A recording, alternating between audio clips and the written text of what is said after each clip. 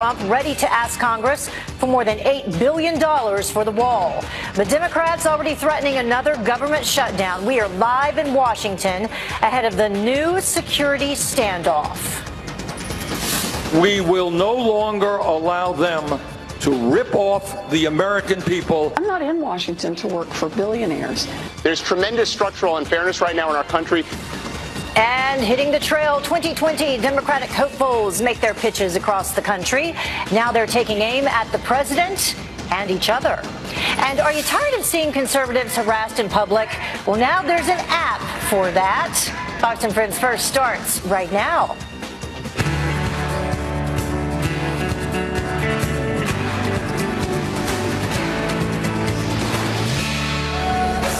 Well, today, President Trump will ask for $8.6 billion to build his southern border wall. The money would be part of next year's congressional budget. Griff Jenkins joins us now live from Washington, where Democrats are already threatening another government shutdown over the proposal. Good morning, Griff. Good morning, Heather. It's titled A Budget for a Better America. Promises kept, taxpayers first. Now, we won't see it officially until 11:30 today, but already Democrats are painting it. So, are we headed for another nasty budget battle on the heels of the longest government shutdown in history? Here's Kudlow. I suppose there will be. I would just say that the whole issue of the wall and border security is of paramount importance. We have a crisis down there. Yes, he's going to stay with his wall, and he's going to stay with the border security thing. I think it's essential.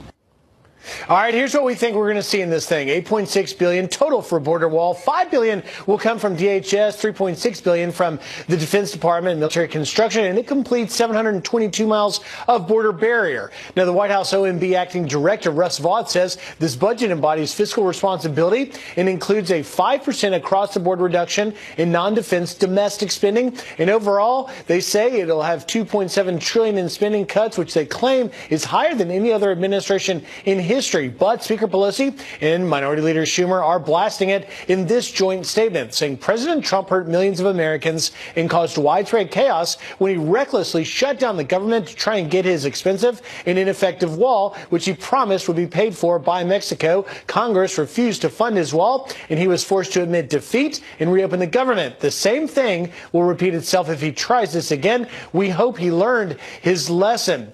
Now, it's worth noting, Heather, that acting director Vought will appear tomorrow before the House Budget Committee, where the chairman of that committee, John Yarmuth, has already called this a dangerous budget. So, fireworks this week, surely coming. More fireworks. All right. For you developing at this hour, Boeing's new 737 MAX 8 jets grounded by several airlines and the Chinese government overnight. This after 157 people, including 8 Americans, were killed after that same model plane crashed in Africa. It's unclear what caused that plane to go down just 6 minutes into the flight. The NTSB is sending a team to help with that investigation. Now, the U.S. manufacturer is now facing safety questions about the popular design. 189 people were killed in a crash involving the Boeing 737 MAX 8 in October, just minutes after takeoff in Indonesia. And murder charges are dropped against one of the women Kim Jong-un's half-brother. Do you remember this? Well, Malaysian authorities have released Siti Aisyah after 2 years in custody. It's unclear exactly why, though, but we do know that she and her co-defendant claimed that they were tricked into smearing a deadly chemical on Kim Jong-nam's face at an airport. Charges against the other suspect could also be dropped, so we'll follow that story. Well, back to the White House. The White House says it has had zero contact with North Korea since meeting in Vietnam last month. A National Security Advisor, John Bolton, now doubling down on President Trump's displeasure with reports that Kim Jong-un could be planning new missile tests. The president said repeatedly that he feels the absence of nuclear tests, the absence of ballistic missile launches is a positive sign. And he's used that really as part of his effort to persuade Kim Jong-un that he has to go for what the president called the big deal, complete denuclearization. Well, new satellite images appear to show increased activity at a nuclear site that North Korea had pledged to dismantle. Yep, that time. 2020 Democrats in full force this weekend, bashing President Trump and peddling ideas like Medicare for all to try and win their party's nomination. Todd Pyro is here with the pitches that they are making around the country. Good morning, Todd. Nice to have you with us. It's great to be back, Heather. We're still a year away from primary and caucus season, yet campaigning in full swing across all types of platforms, starting with the traditional, the TV interview. Elizabeth Warren saying she wants to break up some large tech companies while insisting she's not a socialist. I believe in markets that work, markets that have a cop on the beat and have real rules and everybody follows them. I believe in a level playing field. So if you get labeled as a socialist? Well, it's just wrong. Bernie Sanders rallying in battleground New Hampshire, guaranteeing health care to people as a right and, of course, attacking the president. This campaign is not only going to defeat Donald Trump, the most dangerous president in our lifetimes, but in terms of sheer numbers, Austin, Texas was the place to be. These Dems hitting South by Southwest. John Delaney saying the president's responsible for degrading society, but stopping short of joining his party's lurch to the left. I do worry that if we embrace socialism in its pure form, right, that's a mistake, right? I'm a capitalist by nature. We are a capitalist country that has strong social programs. And that's what I think our model is going forward.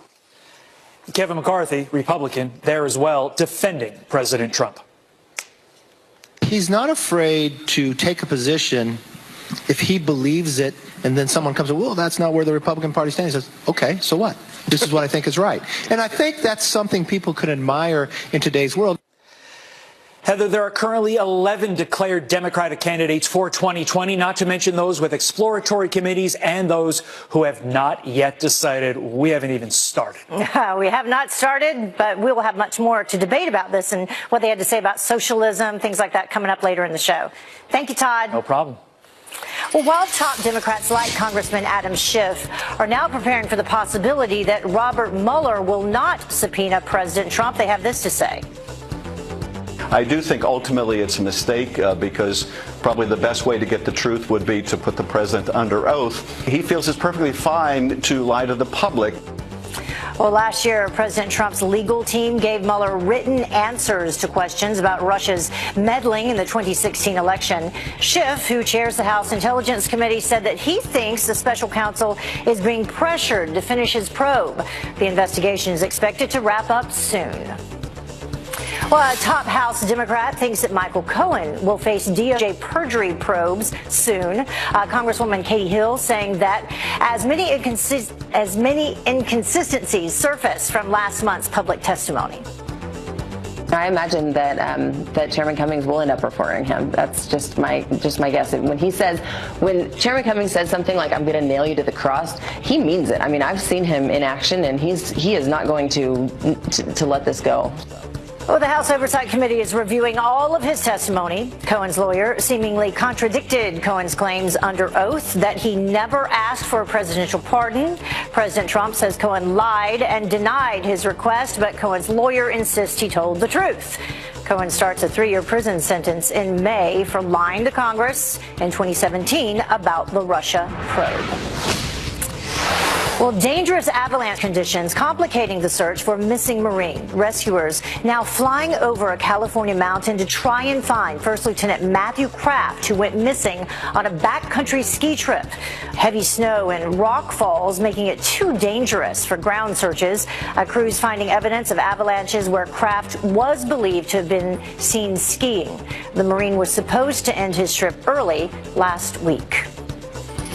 Let's go to Alabama now, where an Alabama church that sheltered people from those deadly tornadoes holds its first Sunday church service after the storm. People filling the pews to pray and comfort one another at the Providence Baptist Church in Beauregard. President Trump visited that church on Friday and signed Bibles for people in the community. The storm killed 23 people last week, including 3 children. Well, switching gears, oh, how sweet it is. NASCAR star Kyle Busch wins 2 races in 2 days. Here comes the Candyman. 52nd career Cup victory for Kyle Busch. Toyota, Joe Gibbs Racing. Get out to The Candyman Busch taking home the trophy at the NASCAR Cup Series and Xfinity Series races in Phoenix. He now has 199 career wins in NASCAR's top 3 series. So congrats to him. Well, the time now is almost 10 minutes after the top of the hour, and new 911 calls take us inside the horror of a jaguar attack at a zoo. There's this lady, she got shot by one of our jaguars. Her arm is like in pretty bad shape. She looks pale. Here's the thing, that woman was trying to take a selfie with wild animal, how the zoo is now taking action. And with a new battle over border funding looming in Washington, how do we protect our country?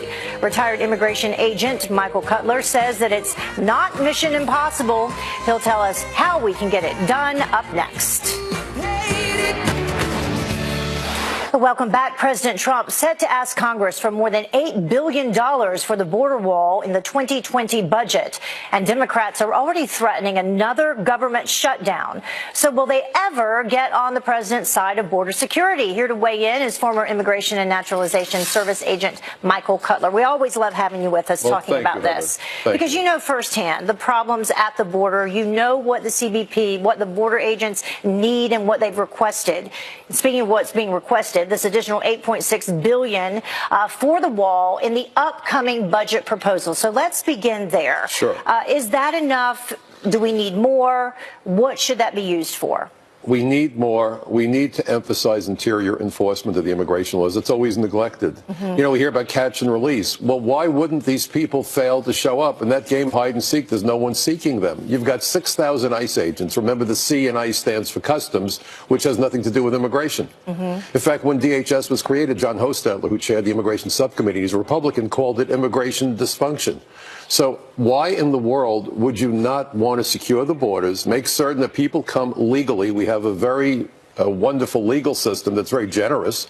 Schumer, by the way, and I have to keep making the point, wanted a 5-year felony for people who trespass on critical infrastructure and landmarks. Mm-hmm. People who run the border are trespassing. And interesting that you bring up Schumer, because once again, we can bring up that statement already by Chuck Schumer and Nancy Pelosi before the budget is even suggested, which will happen today. And of course, already they're saying Congress refused to fund his wall and he was forced to admit defeat, reopen the government. The same thing will repeat itself if he tries this again.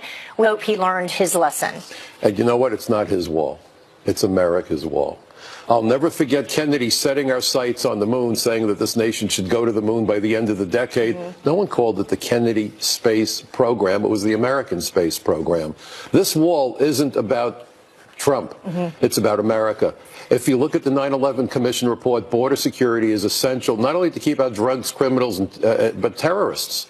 So with everything going on in this world, and if you look at what's been said about the economy, the fact that American workers are being displaced by foreign workers, they lose their jobs, wages are suppressed, tax revenue goes down. Why in the world would you want to reward people who come illegally and evade the vetting process at ports of entry? But then the question is, and you were just discussing this a little bit, you know, in terms of the wall, we also need personnel at the border. What do we do to make it secure? Is it even possible? It's possible, but the biggest issue I really think is interior enforcement. Okay. Because nearly half of all illegals don't run the border. And people that do run the border know that if they can get to the interior of the United States, there's no one to look for them. You've got 3,000 ICE agents effectively enforcing immigration laws. They're on the Joint Terrorism Task Force, the Drug Task Force. They're arresting criminal aliens, going after employers, going after crooked lawyers. Maybe that makes Congress nervous. I don't know. But understand, the wall would pay for itself. It's like insulation on a house. If you put up insulation, your heating bill goes down. If we could keep the drugs from flowing into America, not only would we save tens of thousands of innocent lives, but the money leaving the country in terms of the drug trade proceeds would not be leaving. Mm-hmm. The money earned by illegal aliens who shouldn't be working wouldn't be leaving. And the cost of dealing with all of those folks is astronomical. It's over $100 billion. This is an investment that would repay itself in a year or two and make us that much safer. Who could be against that? Right. We need to talk more about that for sure. You betcha. Thank you so much. Thanks for having me. Appreciate it. Well, the time now is about 18 minutes after the top of the hour. Moving right ahead, Congresswoman Liz Cheney comes out swinging. I decided to vote against it because I think it was really clearly an effort to actually protect Ilhan Omar, to cover up her bigotry and anti-Semitism by refusing to name her. Well, she's not the only one asking, why aren't Democrats doing enough to condemn anti-Semitism? And who's who? Two former star Yankee players, but which one is really engaged to Jennifer Lopez? Carly Shimkus here with the big stories trending that everybody's talking about. Good morning. Well, Congresswoman Liz Cheney accusing Democrats of enabling anti-Semitism from freshman Representative Ilhan Omar.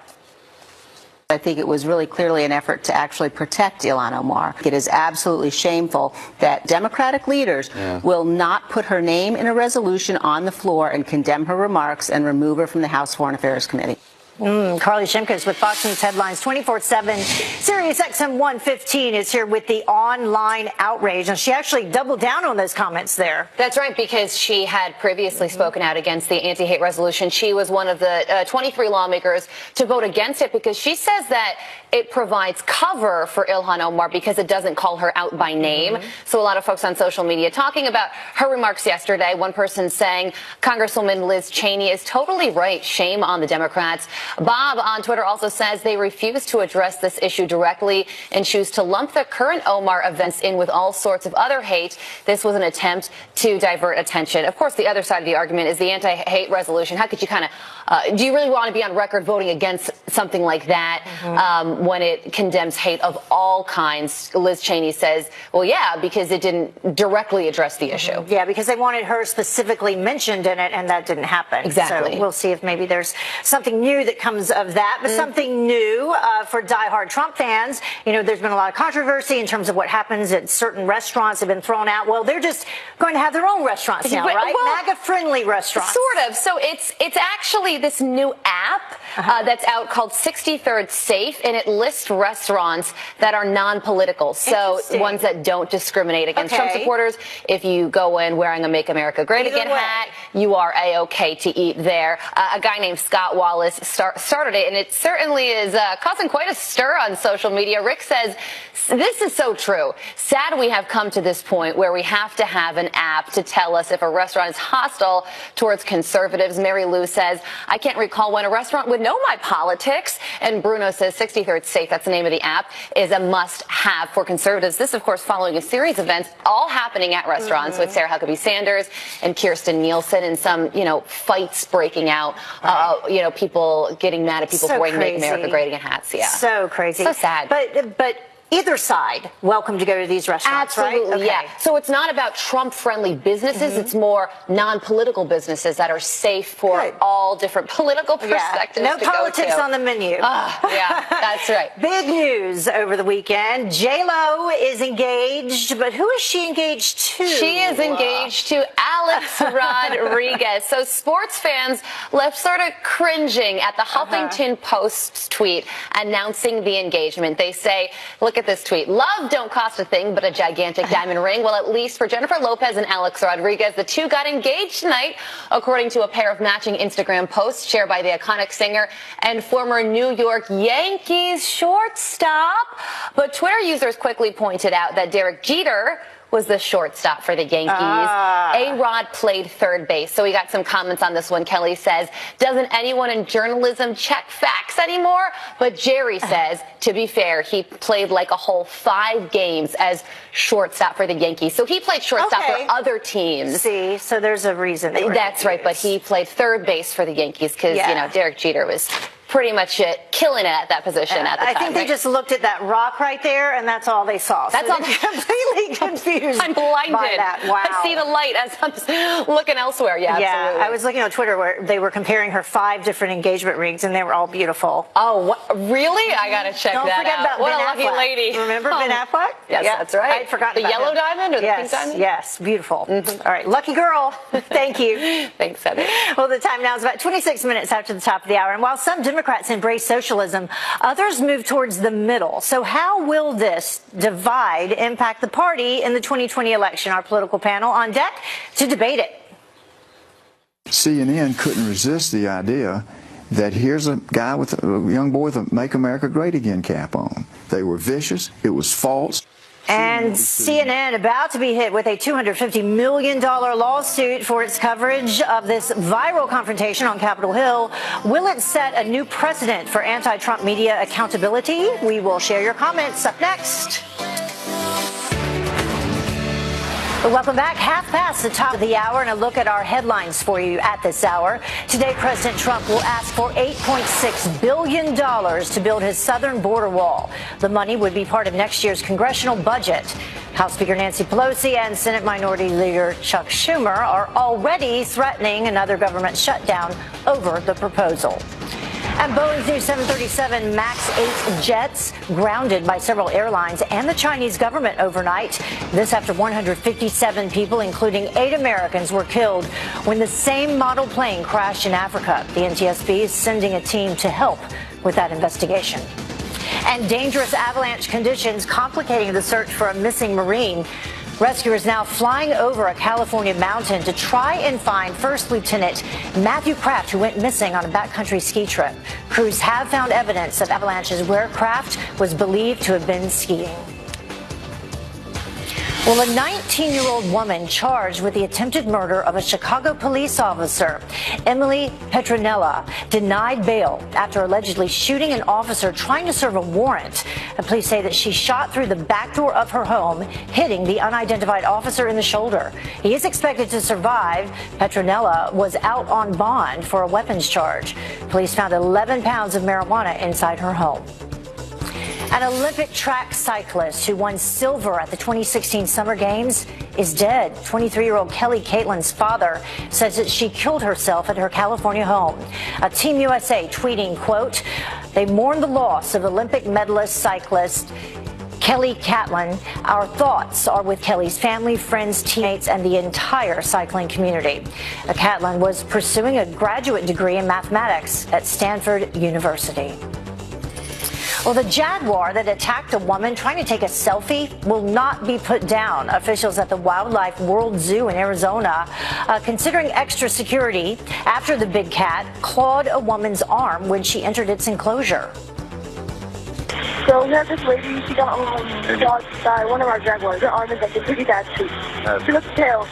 She's in like pain, like really bad pain. Oh, I'll bet. Well, onlookers pulled the woman to safety as someone distracted the Jaguar with a water bottle. She will be okay, and she's already returned to the zoo to apologize. Well, a horse racetrack will reopen today for limited training after 21 horses mysteriously died since December.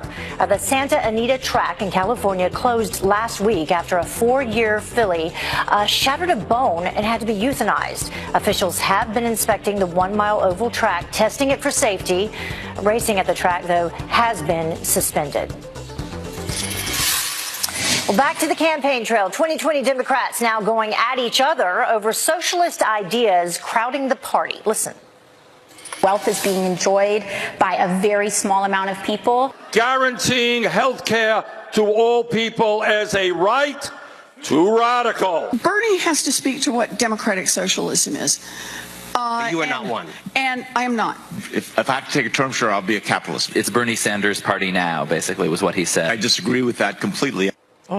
So can this divided message hurt their chances in 2020? Here to debate is conservative political analyst Ken Chase and Bernie Sanders senior advisor Chuck Brocha. Thank you both for joining us. We appreciate it.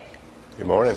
Good morning, Heather. So, Chuck, I'll start with you. You heard it right there over the weekend. A lot of people had stuff to say about Bernie Sanders. They seem to be distancing themselves from him and the so-called democratic socialism. So speak to that.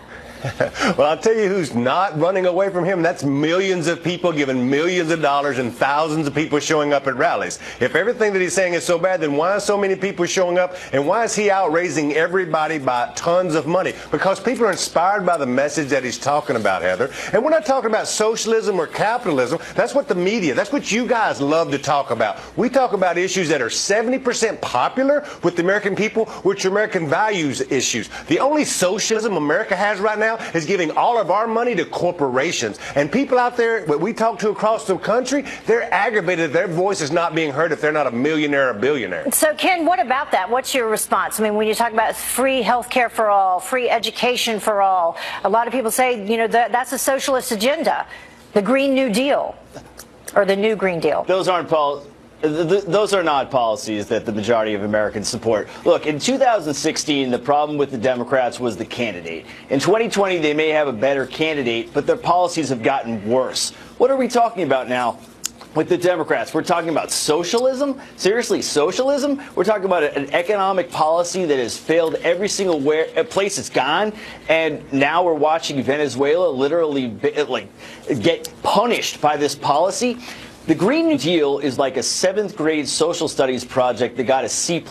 You might as well submit it with a Chapter 11 petition. This is not what the American people are asking for, and the candidates are running away from their own policies. Chuck, just to get back to you, I want to take a look at some of these numbers and explain these polls to me, the discrepancies that we see. This Fox News poll, first of all, these are folks who, their opinion of capitalism versus socialism. 57% prefer capitalism. But then when you break it down a little further and you look at the numbers of Democrats who support socialism, 77% of Democrats agree that the country would be better off more socialist. So this tends to support what you were just saying. Oh, my God, I love to be able to explain polls to you, Heather. So when you do these numbers and you say socialism, people think of Venezuela. But when you say that people called FDR a socialist because he created Social Security, ask people if they like Social Security. Because Bernie Sanders says people should make a living wage. The people on the right love to come up with these titles and say he wants America to be like Venezuela. When, in fact, a small businessman like me pays 46% taxes, while corporate America pays about 12 or 13 after their deductions, and we want to give them trillions of our tax dollars in giveaways. That's the real socialism. But you also want to give away free, as I was just saying, free health care, free education, all of this without really a plan to pay for it. You didn't have a plan to pay for this tax cut. You could take just the money from the tax cut and pay for all of that combined. Ken, your response? I don't agree whatsoever.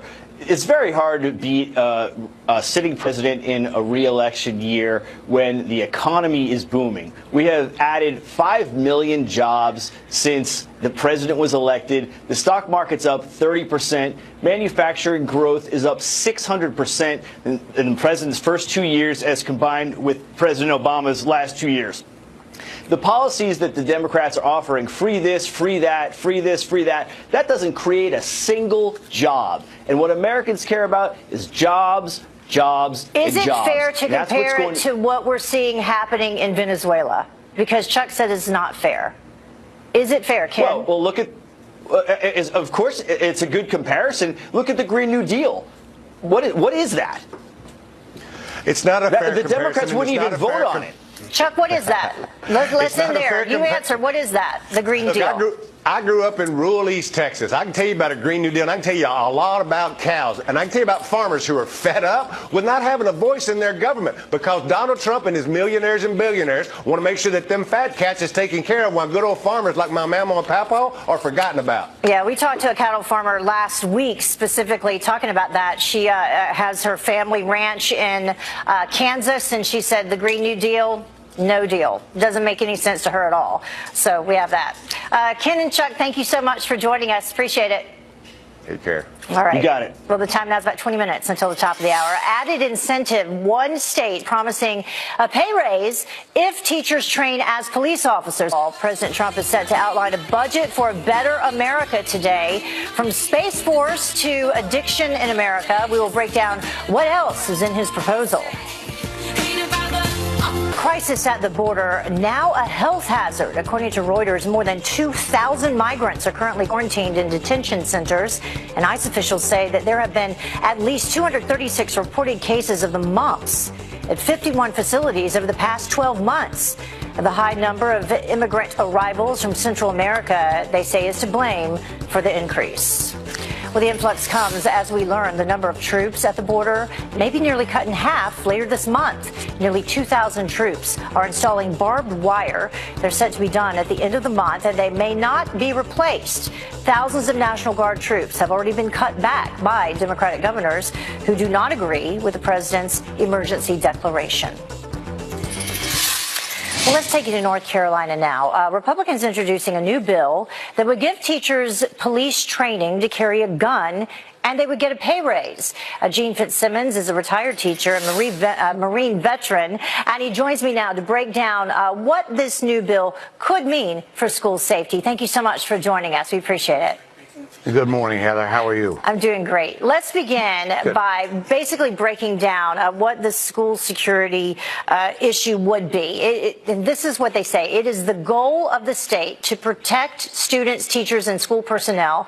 The state shall support the efforts of teachers to protect the school community by paying a significant salary differential to selected teachers who complete basic law enforcement training. So basically, this would give teachers a 5% salary boost who undergo this basic police training in how to use a gun. What do you think about that? Heather, Grassroots North Carolina believes that it is important that we deter these violent sociopaths as quickly as possible. The more teachers that are armed, the greater the deterrence. Teachers are the first and the last, often, sadly, defense of their students against such an attack. As such, we support any bill that will help protect teachers and students. That being said, the bill that is being considered in the Senate calls for 700 hours of training for these teachers, 4 months straight. And we believe that's a bit excessive. Oh, really? Yes. Because I would think that would be one of the concerns of people who maybe, question whether or not this is a smart idea, whether the teachers would be trained enough. What we believe teachers should be trained to do is to stop an attack, not arrest people, not serve as a law enforcement officer. That's just not necessary. We would like to see teachers train like they train aircraft pilots or airline pilots, and that is about 40 hours of weapons training and then weapons retention training so that they can use a concealed carry situation to stop an attack protect our immediately. Students. Yeah, we heard a lot of this come up after the school shooting that happened in Florida. Let's take a look at what the president of the North Carolina Association of Educators, Mark Jewell, has to say. He says, we don't need firearms in our schools. Teachers need to be armed with support specialists such as psychologists, counselors, and nurses to address the social, emotional, and psychological health needs of our students. What do you think about that statement? Heather, I believe that that's a little bit too simplistic. That does nothing to stop some crazed animal bent on killing students.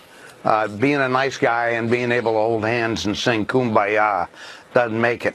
Yeah. We need, what we've seen in places like Parkland is that if we stop an attack immediately, that saves lives.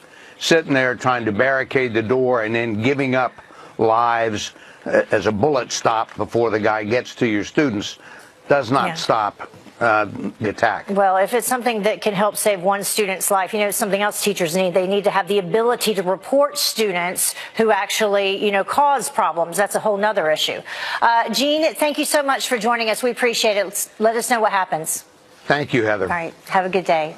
You too. The time now is about 15 minutes until the top of the hour. CNN about to be hit with a mega lawsuit for its coverage of the Covington Catholic confrontation on Capitol Hill. CNN couldn't resist the idea that here's a guy with a young boy with a Make America Great Again cap on. They were vicious. It was false. CNN will be sued next week. So will it set a new precedent for anti-Trump media accountability? We're sharing your comments up next. I'll be out with that vehicle right now. What in the heck? Well, some people build snowmen, right? Well, others do this, the elaborate snow sculpture that stopped an officer in his tracks.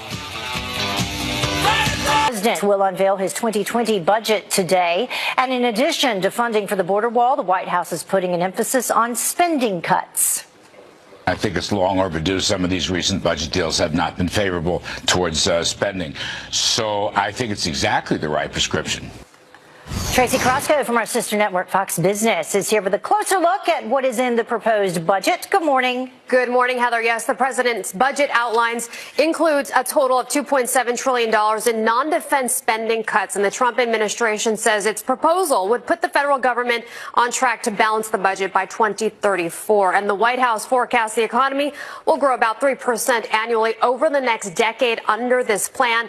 In his budget plan, the president will propose major cuts to domestic and international programs that provide foreign aid, environmental protection, and transportation, among other things. Overall, the White House will seek a 5% reduction in spending for these programs compared with caps that were set to go into place next year. Meanwhile, President Trump will ask for $750 billion for defense, a boost for the military.